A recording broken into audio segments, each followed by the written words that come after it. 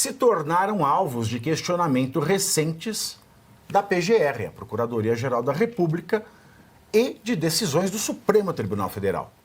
Pelo menos 11 estados tiveram votações para o comando legislativo contestadas no STF, sendo que a maioria das contestações foi feita pela PGR.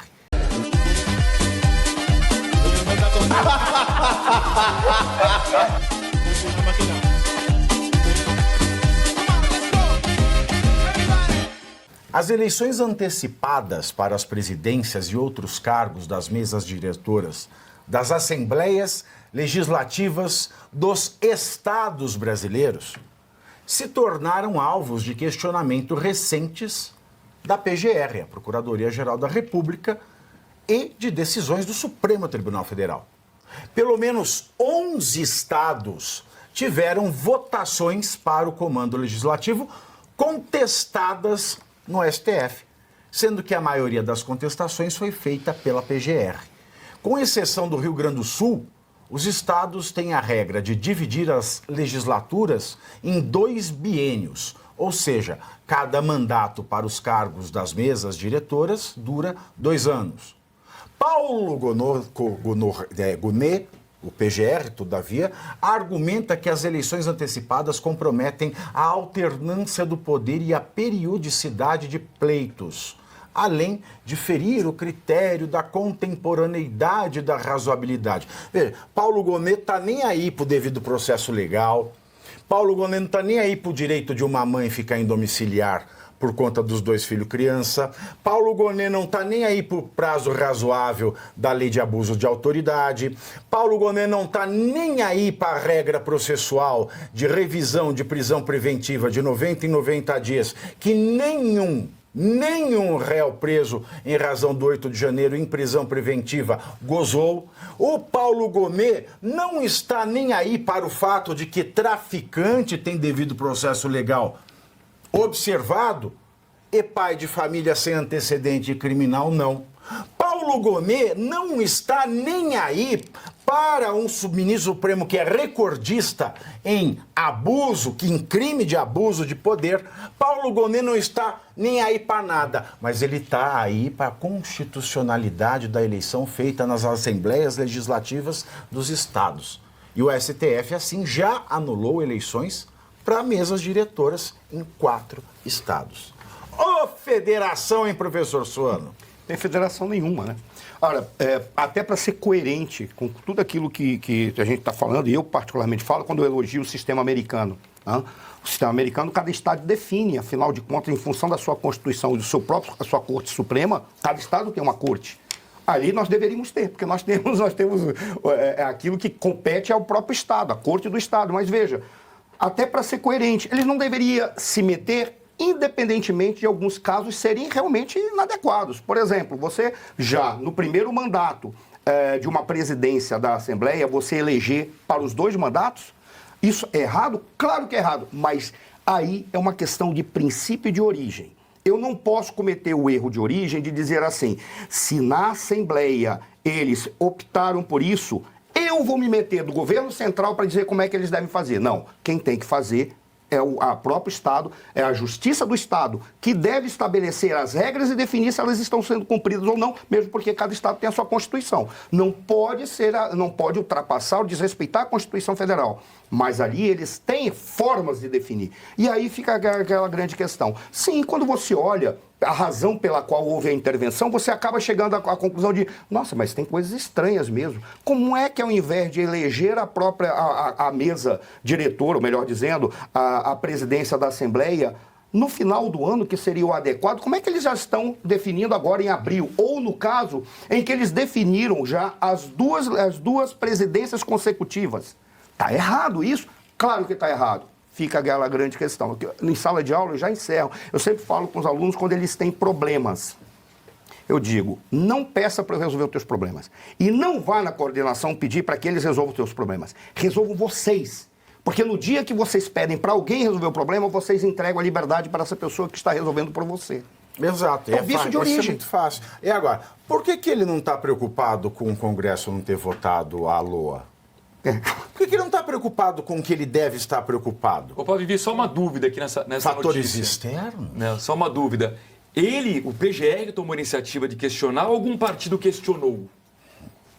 É isso que para mim não está claro, né? Partidos questionaram. Questionaram, então. Mas ele podia falar, não é comigo. Tudo bem, podia. Mas Ele não, é PGR, tem que ter notável saber jurídico. Mas aí... Era o que ele deveria Não, ter. mas Mas o importante é o seguinte, mas, é... professor Suano, por exemplo, Opção os de partidos função. adoram ficar questionando o Supremo tudo. Que é outra porcaria, Tudo. né? Ah, ele cortou a unha dentro do plenário, não pode. Mas questiona quando o partido tudo. questionou o Supremo do caso das rádios na eleição do Bolsonaro, sequer distribuíram o processo e o Alexandre de Moraes, sem distribuir o processo, sem ser relator do processo, aplicou uma multa de litigância de má-fé ilegal de 20 milhões. Agora, dependendo do... é o PT. O pessoal então também tá sempre bom. consegue. Eu não tenho essa informação, mas vamos lá. Não, tem partidos entraram mesmo. Mas aí acho que são dois assuntos, os dois são péssimos. Um, a nossa Constituição, que estabelece, entre muitas atrocidades, que qualquer partido que tenha um único representante na Câmara, basta um deputado ou um senador, pode entrar no Supremo para reclamar qualquer coisa. Qual é a diferença do partido como instituição de qualquer um de nós aqui, por exemplo? Por que tem que ter essa regalia? Não tem a justiça de primeira, segunda, terceira instância? Tem que todo mundo seguir o mesmo caminho, não pode ter esses privilégios. E a discussão agora é para mudar a Constituição para que menos partidos, só os partidos maiores possam ter esse privilégio. Não é o que vai resolver. Partidos não têm que ter essa diferenciação. Esse é o lado. Outra coisa é que a Constituição também estabelece que quase tudo passa pelo Planalto Central. A multa de trânsito no Brasil, para quem parar numa fila dupla na Avenida Paulista em São Paulo, causando um caos no dia 22 de dezembro, digamos, é a mesma para quem parar na fila dupla em Santa Isabel do Rio Negro, que não tem um sinal de trânsito e que vai ficar a manhã inteira lá, a tarde inteira lá e não vai atrapalhar ninguém. Não tem sentido a gente viver num país desses. O bom de você ter, como disse o Suano, diferentes situações nos diferentes 27 estados nossos é ver aonde estão os erros, aonde estão os acertos, e aí a gente poder copiar os acertos dos outros. Quando você nivela no Brasil inteiro, sempre nivela por baixo.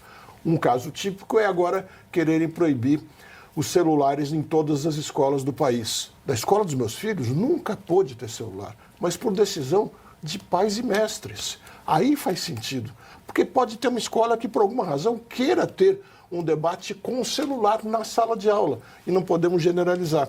E assim vai. Agora, de outro lado, o que fizeram, especialmente no Amazonas, que é onde eu conheço melhor o caso, o Roberto Cidade, atual presidente da Assembleia, está com o terceiro mandato garantido por eleições que demoraram 2 minutos. Mudaram a Constituição do Estado para que ele pudesse ser eleito pela terceira vez. Insisto, cada Estado tem que ter o seu caminho.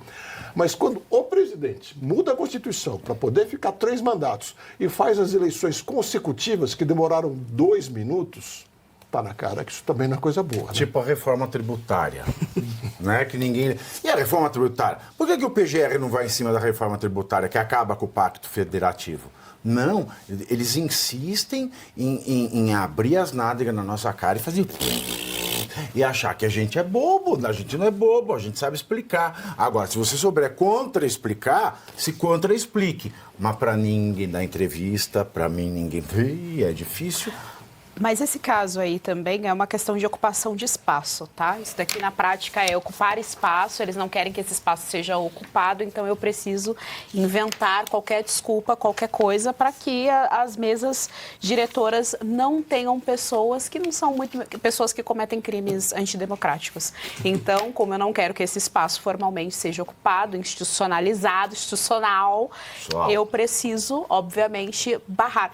Não tem mais o que ser dito, é isso. A gente está vendo no país o tempo inteiro a centralização do poder em uma oligarquia muito bem administrada e tudo muito bem orquestrado. É um projeto de poder em andamento que não começou agora, não começou hoje, não começou na gestão de agora, que está acontecendo. E está acontecendo em várias frentes. Está acontecendo na frente da segurança, está acontecendo na frente da reforma tributária, com todo o dinheiro que está circulando, porque você precisa pagar isso, você precisa formar uma guarda e eu preciso sempre barrar toda e qualquer oportunidade de ocupação de espaço onde o poder está mais próximo do povo para que eu consiga que o meu projeto ande para frente. Mas o poder hoje está perto do povo sem pena, fia. Esse que é o negócio. O poder está todo concentrado no povo sem P. Exato. Ô, Bavi, achei a informação. A maioria das contestações foi feita pela PGR, que entrou com 8 ações. Algumas também foram impetradas por partidos. O pessoal da direita tá acreditando, o PL está acreditando que o Hugo Mota ele vai ser parceiro assim que ele for eleito presidente da Câmara. E que aí ele vai conseguir destravar tudo, inclusive a questão da anistia, inclusive a questão da reelegibilidade, da volta da elegibilidade do Bolsonaro. Você acha que isso é possível, professor?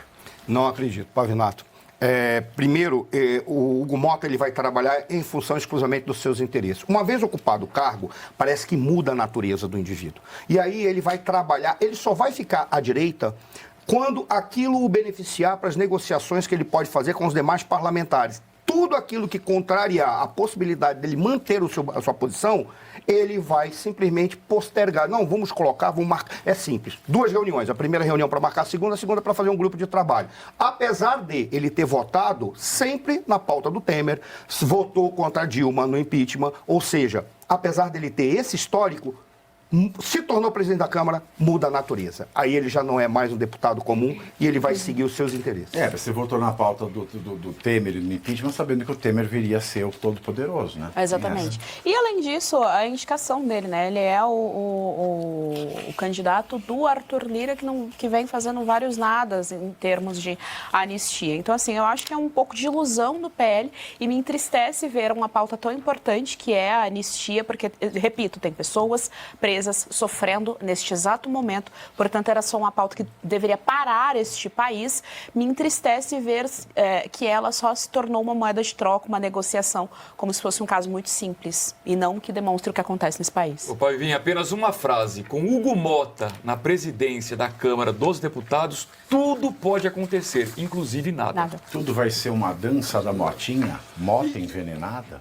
Eu só não acho que ele seja a escolha do Arthur Lira. Acho que o Arthur Lira viu que ele era a pessoa forte e disse, eu vou dizer que escolhi para poder manter um pouquinho de poder. Mas para mim está muito claro que ele vai ser um grande parceiro do PL ao PSOL, passando pelo PCO, pelo PT, por qualquer partido. É simplesmente impossível. Ou seja, ele vai ser parceiro do fisiologismo e de nada mais. Ou seja, ele tem tudo para... O espelho do Kassab, é isso? É isso. Quero ser Kassab. Já tem aquele filme Quero Ser John Malkovich. Em Brasília é assim, quero ser Gilberto Kassab. Né? Nem direita nem esquerda. Nem baixo nem cima. Nem quente nem frio.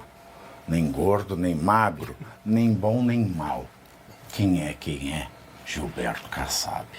Ai, meus queridos. Então, primeiro C, você curte.